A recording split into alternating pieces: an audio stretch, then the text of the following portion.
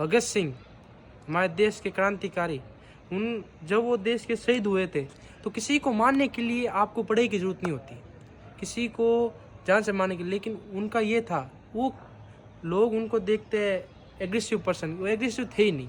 उनका एक एम था आज़ादी लेना, और वो चाहते थे कि यदि मैं जाऊं इस दुनिया से। उन्होंने जब वो जन्मे थे तो उनका तय हो गया था, उनके चाचा जो अजीत सिंह थे उनके द्वारा, कि इस देश के लिए मरना है, इस देश की आज़ादी के लिए मरना है।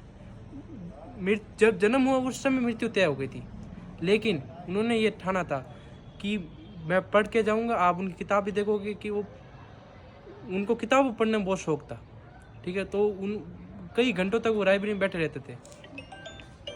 तो वहाँ पर जब भगत सिंह ने इतनी पढ़ाई की और उन्होंने कहा, कई चीज़ों से वो इंस्पायर हुए, जैसे रशियन रेवोल्यूशन हुआ, कम्युनिस्ट हुआ, कई चीज़ों से प्रभावित हुए, ठीक है। मतलब प्रभावित तो सुभाष चंद्र बोस, जवाहरलाल नेहरू भी हुए थे, लेकिन डेमोक्रेटिक सोशलिज्म से प्रभावित हुए थे। ये सोशलिस्ट थे कि सभी लोगों को साथ लेके चलना है।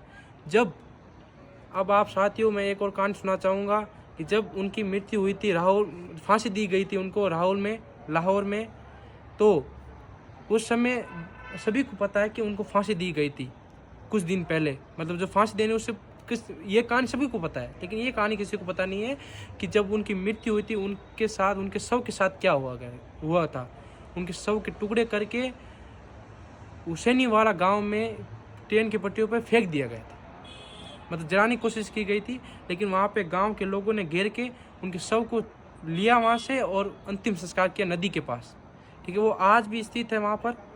और वो उस एक चीज़ के लिए भारत सरकार ने, हुसैनीवाला फिरोजपुर पंजाब में, उसके लिए भारत ने 12 गांव दिए।